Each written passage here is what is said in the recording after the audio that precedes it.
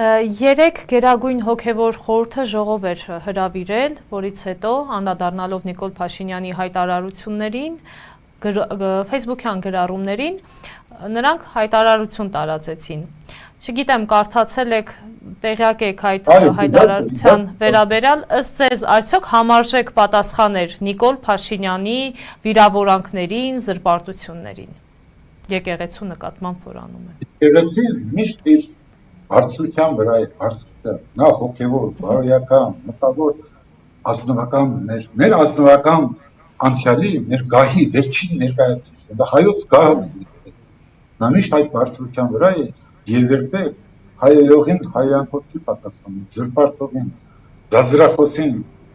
տների մեր եկեղեցինից զազրախոսությամբ չի պատասխանում, նա մատնանշեց այն վտանգները, որոնք կարող են այդ զրպարտության հետևանքով սպառնալ մեզ, մեր ժողովրդին, մեր եկեղեցին, բայց նաև ցույց տվեց, որ եկեղեցին իր գործունեության մեջ, իր կոչումի մեջ հավատարիմ է եւ կոչ արեց նաև իշխանություններին, ինչպես եկեղեցին պետք է անի, որ թափավորի իրեն եւ ըստ էության հաթարիստի դախավեր այդ ընթացքը։ Դա ամենաճիշտ պատասխանն է, նա չի կարող իջնել սրանց մակարդակին եւ համարժեք հայանքներով պատասխանել, որ շնորհել ասում այսօր ինչ համարժեք պատասխանեց, որ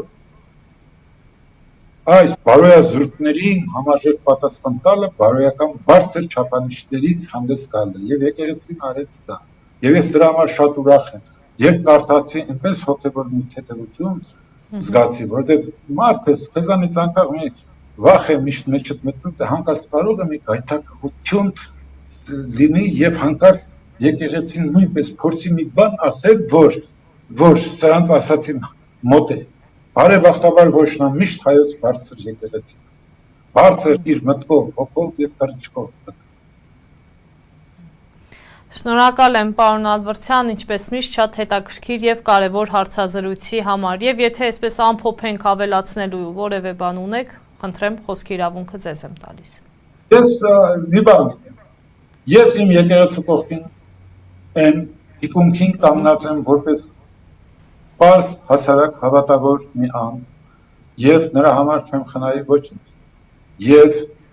ոչ թե պասիվ այն ամենը ինչ կպահանջի մեր եկեղեցու եւ ազգի շահը ինձանից ես պատրաստ եմ իմ բարոյական պարտքը կատարելու նաեւ իմ հավատը վստահությունը առ այն որ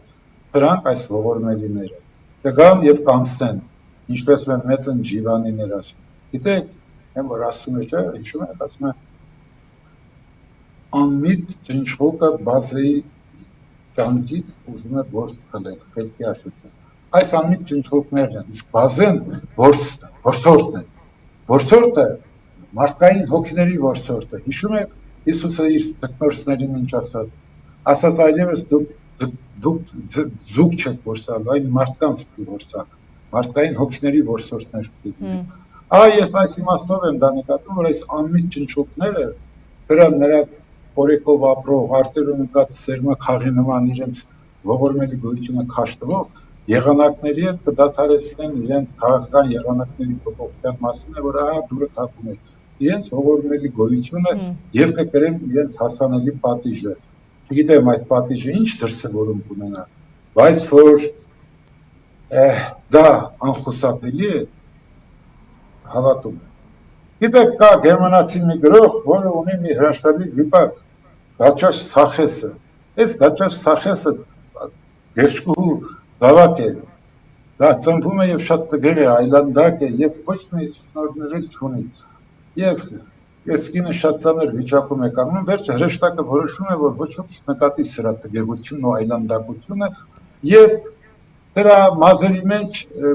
մեջ հրեշտակի կամքով ի հայտ են գալիս երեք մազ է ի հայտ գալիս, որոնց շնորհիվ կախարդվում է, սրա շրջանից կախարդվում է, կախարդական աշխարհը ստեղծում եւ այս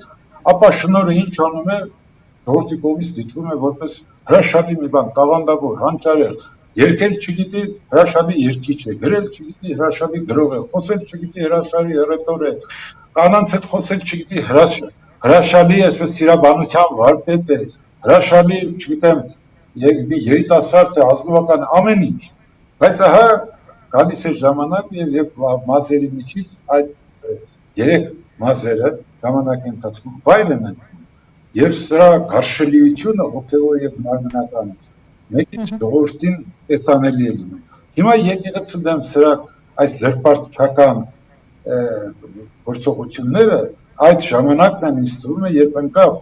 այս գարշելի ցախեսի շուրջ կախարդական այդ շղարշը եւ մեր ժողովուրդ ամբողջությամբ տեսավ այս սրա եւ իր շրջապատի, իր քաղաքական ուժի